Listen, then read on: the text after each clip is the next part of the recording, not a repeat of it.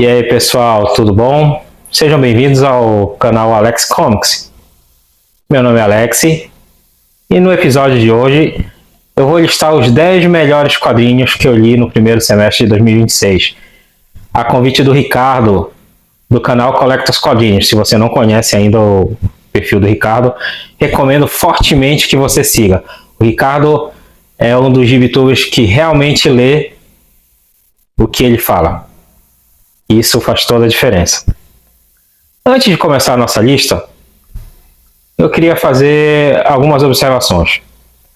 Primeiro, assim como o Ricardo, eu só falo do que eu li. Então, pode ser que algum título que tenha saído aí no primeiro semestre não esteja aqui desenhado. E aí tem dois motivos. Eu não costumo falar mal de nenhuma publicação. Então, se eu não gostei, eu simplesmente não falo.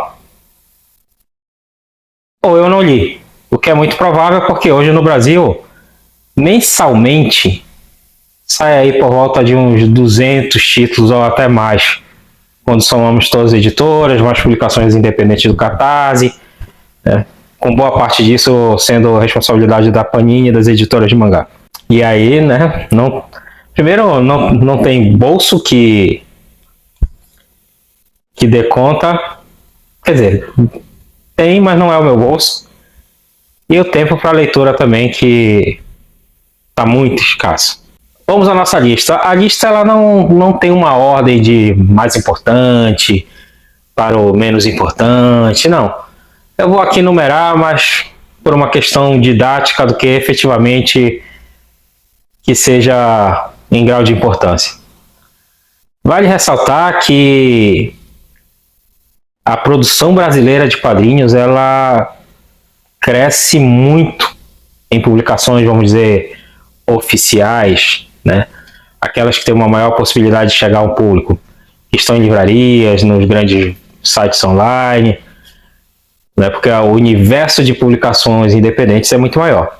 E aquilo, quanto mais você produz, mais filtro você vai tendo, você vai peneirando, e aí nós chegamos a um nível de publicações com uma qualidade legal surpreendente. Dito isso, a primeira indicação foi o quadrinho super divertido que eu li.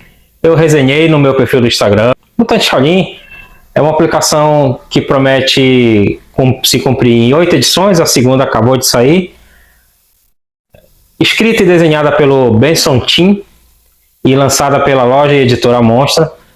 Eu garanto para vocês que é o quadrinho que você sente o prazer e as altas risadas que o Benson deve ter dado produzindo esse material.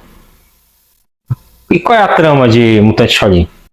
Basicamente é um futuro pós-apocalíptico, onde a humanidade foi praticamente devastada devido à ganância das grandes corporações.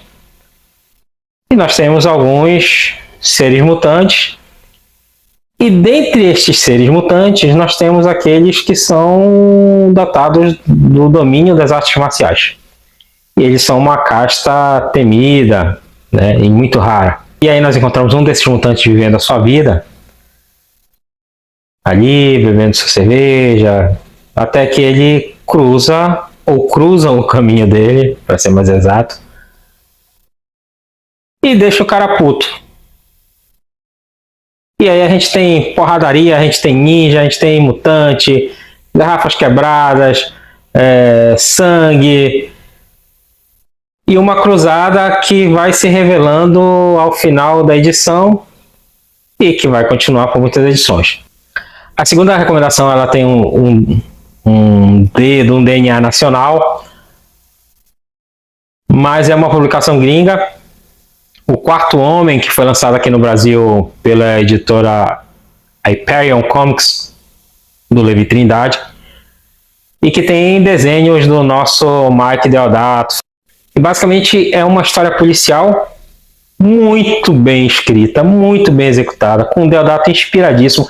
Eu ouso falar que desde que ele migrou para o estilo mais realista, É a primeira vez que eu vejo um Deodato fazendo uma edição tão leve, com todas as suas influências de toda a sua carreira, os enquadramentos, as luzes. É uma aula de quadrinhos como a gente não via desde quando o Frank Miller estreou ali no Demolidor, também fazendo de páginas de quadrinhos uma lição de cinema. A trama é basicamente um esperto tentando passar a perna no outro esperto, que passa a perna no outro esperto, é quase que um telefone sem fio do crime. E só que nós temos uns cadáveres aí no meio e temos alguns investigadores procurando desvendar esse mistério, que eu não vi os gibitubers falando desse quadrinho, e ele é muito legal, assim. Se você, por exemplo, gosta de Fargo, os diálogos são afiadíssimos também aqui, e você com certeza vai gostar. E seguindo pelo mundo de histórias do crime, nós vamos para aquele que eu considero o melhor mangá do ano, Smiley, da editora Comic Zone.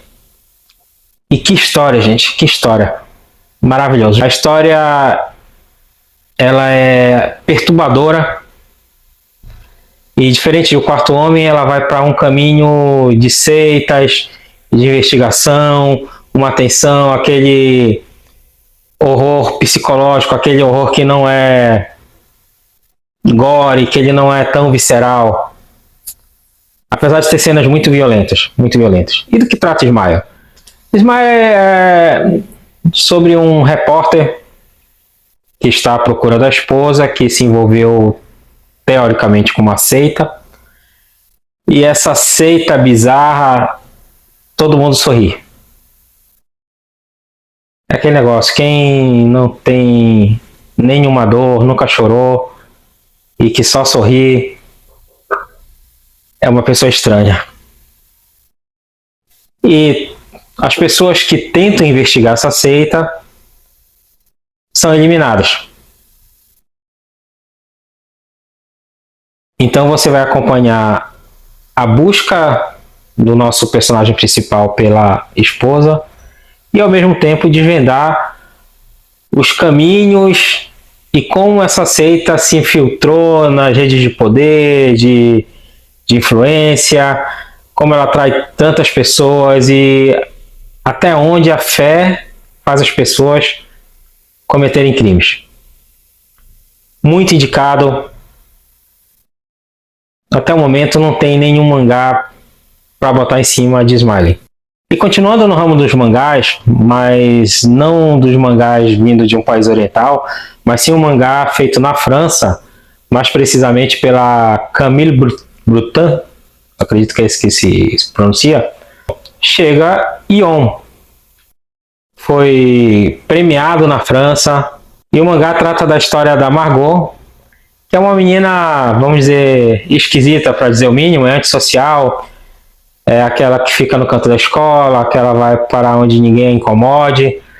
Inicialmente você pode pensar que é mais um mangá sobre delinquência juvenil, que é um segmento muito popular no Japão. Diversas obras, inclusive publicadas no Brasil, vão nesse universo. Mas aí acontece um evento. E esse evento são pequenas bolinhas, como se fossem bolas de tênis de mesa, de ping-pong. E aí o que acontece? Essas jovens ficam isoladas porque essa invasão dessas bolas, elas são vivas, elas podem consumir a matéria que vem na frente. Mas ninguém sabe de onde que elas surgirem, o que elas querem. E aí, nesse ponto, esse mistério que te consome e que te faz ansiosamente ler esse gibi e esperar pela próxima edição, vai lembrar um pouco o Mistério de Eternauta.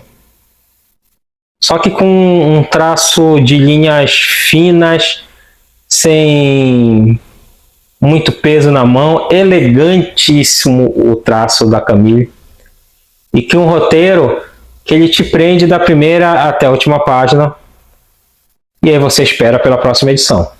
É um grande acerto e é o primeiro mangá da editora Nemo.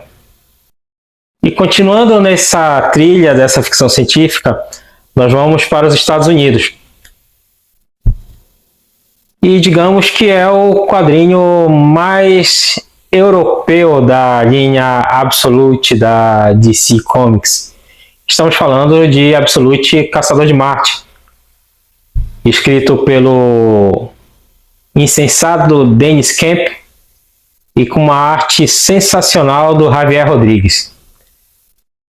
Basicamente, é a reinvenção do personagem e é aquilo que a DC faz com maestria. Ela pega os personagens bucha dela, antes que você reclame, não, porque o Caçador de Marte é um dos fundadores da Liga da Justiça, ele estava no desenho, mas o grande público...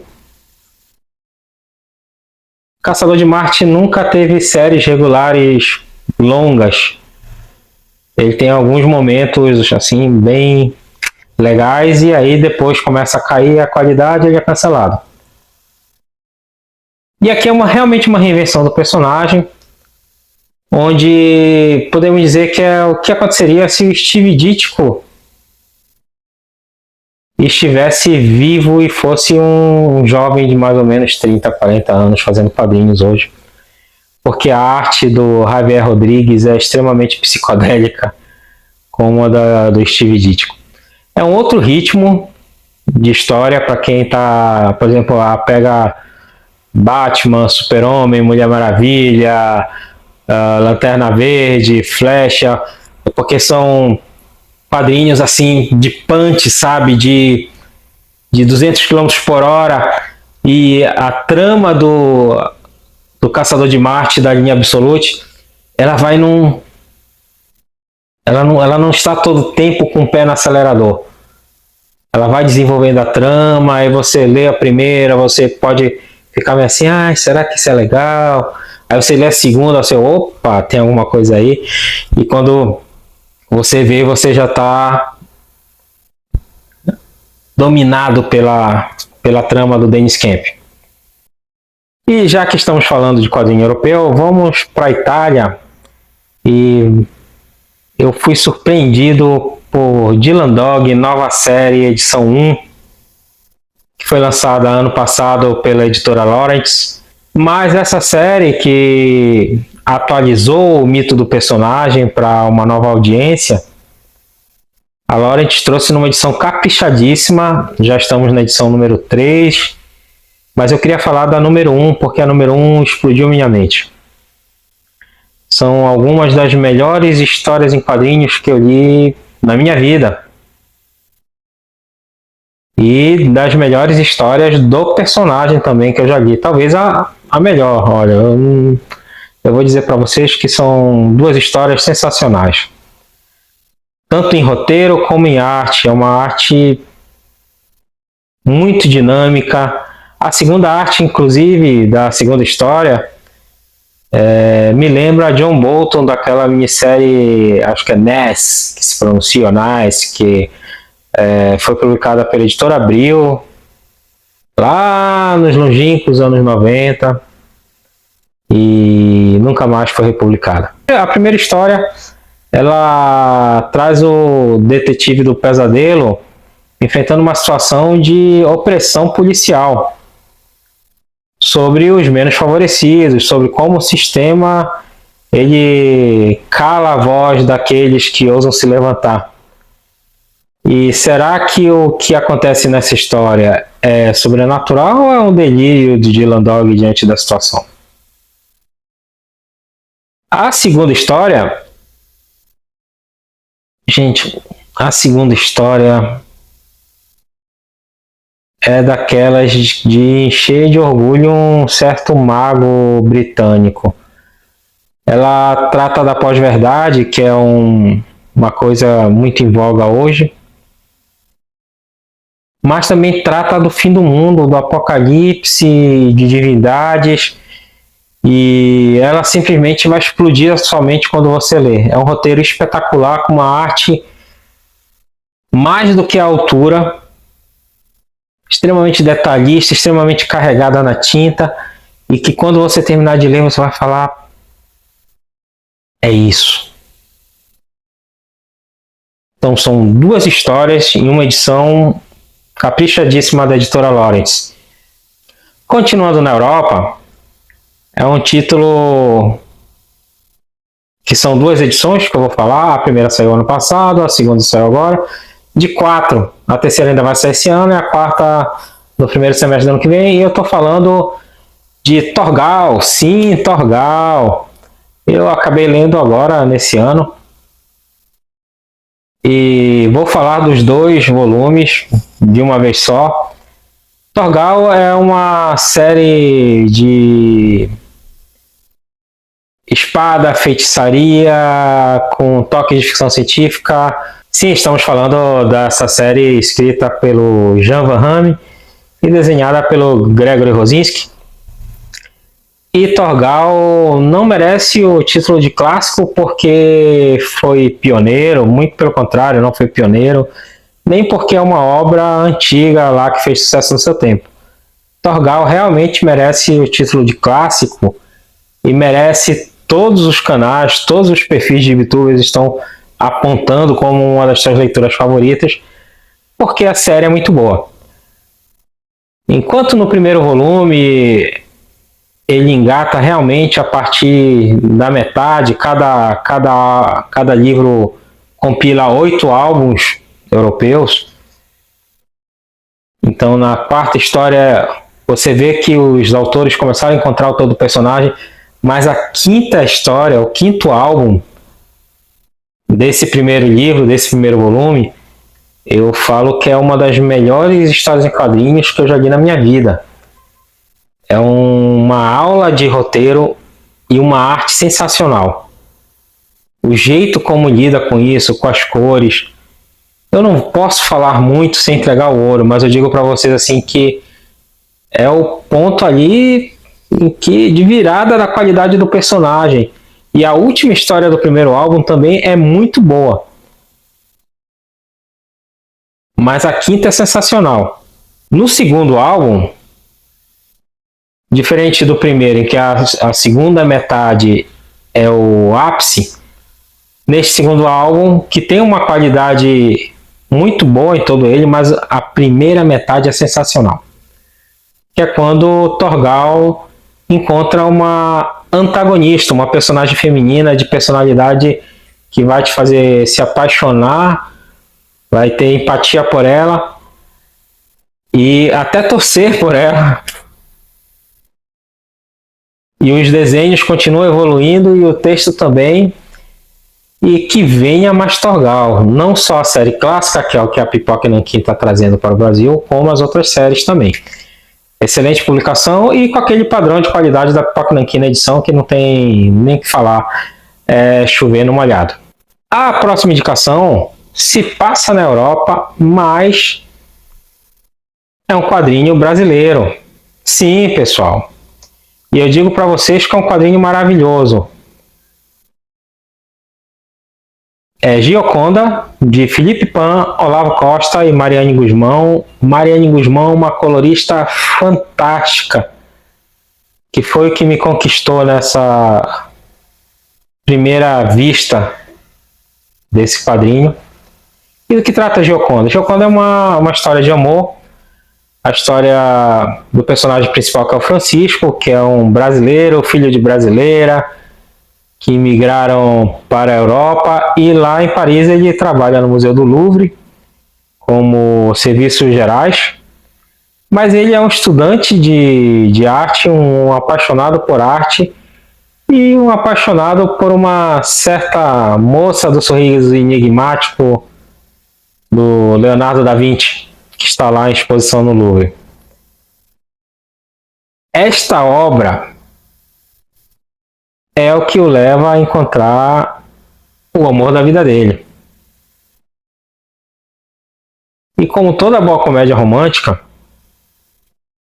nós temos o elenco de apoio, nós temos amigos, nós temos o antagonista, podemos dizer assim, que é o chefe do Francisco. E nós temos a separação, nós temos o reencontro, nós temos cenas românticas. E se você não ficar mais um pouco apaixonado depois de ver esse quadrinho, meu amigo, você está morto por dentro. E não à toa, esse quadrinho é tão bom que ele está sendo lançado nos Estados Unidos e na França esse ano. Procure esse trabalho, leia e procure os outros trabalhos desse trio. Eles têm trabalhos em conjunto e têm trabalhos individuais com outros parceiros. A minha penúltima indicação é um quadrinho lançado esse ano, que é Zorro: A Ressurreição, da editora Pipoca Nanquim, escrito e desenhado pelo Sean Murphy. Zorro foi financiado por uma campanha de cofinanciamento com grande sucesso. E ele basicamente teve liberdade para brincar com o mito do Zorro, atualizar para uma nova geração.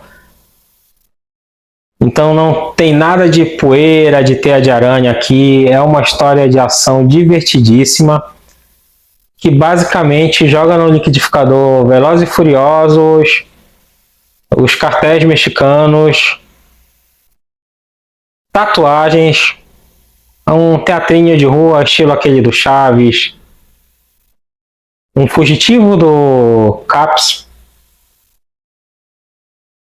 e o Danny Trejo. Sim, o Danny Trejo, aquele ator lá do Drink do Inferno, o bigodão e tal. Cores fantásticas e um ritmo alucinante. E dentre todos esses grandes títulos que eu falei aqui, eu deixei para o final aquele que eu considero, sim, o melhor quadrinho que eu li no primeiro semestre de 2026. Também não é um lançamento desse ano. Esse ano vai sair a nova edição. E porque eu faço questão de não falar só de lançamentos. Porque tem um catálogo maravilhoso das editoras aí. Não foque a sua vida só no lançamento. Não entre nesse círculo de só ficar, meu Deus, lançamento, porque as obras estão aí para serem lidas por muito, muito tempo. Igual aos quadrinhos, que eu tenho certeza que ele vai ser uma obra daquelas que ele vai permanecer nas estantes por muito, muito tempo, vai ser republicado, vai ser lançado no exterior, que venha filme, desenho, e nós estamos falando de Forma ou Consciência, do Átila Gabriel, lançado pela editora Taverna do Rei. Forma ou Consciência é uma websérie que virou um quadrinho extremamente bem sucedido através de uma campanha do Catarse, e que a editora Taverna do Rei lançou numa edição melhorada, mais caprichada. O Gabriel fez uma história de mão cheia, desenhada magistralmente. Eu ouso dizer que o Gabriel é um mestre já com a pouca idade que ele tem, porque ele sabe utilizar muito bem os pontos fortes dele.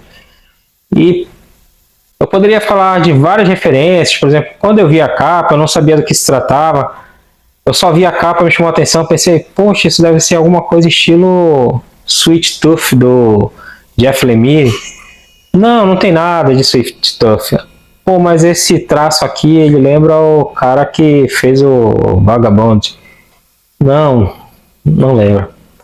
O Gabriel, ele teve e tem, claro, diversas influências na origem do trabalho dele, mas ele é único.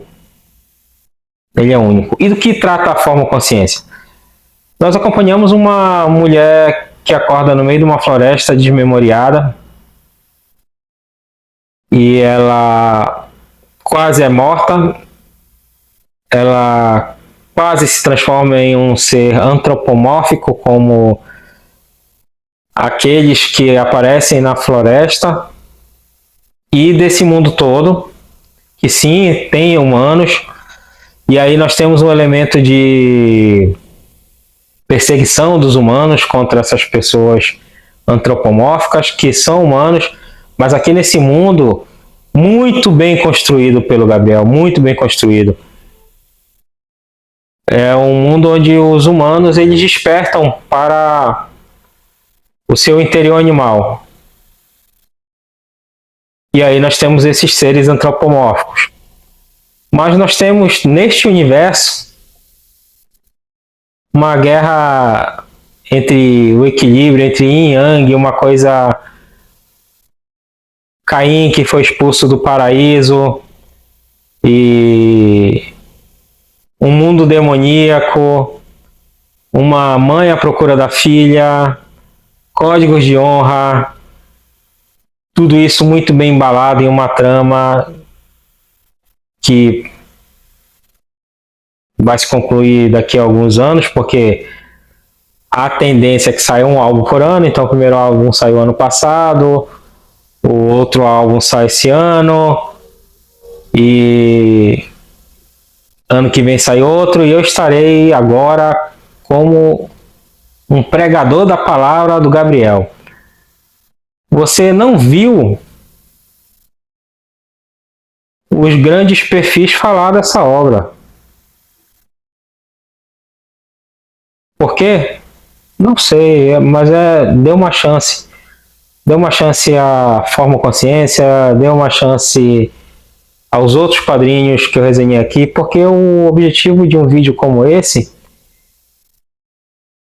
é fazer uma corrente de indicações e quem sabe você descobre alguma coisa que eu falei aqui e te despertou interesse, como o próprio Ricardo me desperta interesse. Por exemplo, no vídeo dele, que eu vou deixar o link aqui na descrição, ele falou de túneis que eu não fazia ideia da existência. E aí já está na minha cesta e eu vou ler. Então me fala aqui o que você leu, o que te despertou interesse, comenta aqui embaixo. Me faça indicações e acompanhe o nosso canal e acompanhe o nosso perfil no Instagram, onde eu publico resenhas das minhas leituras.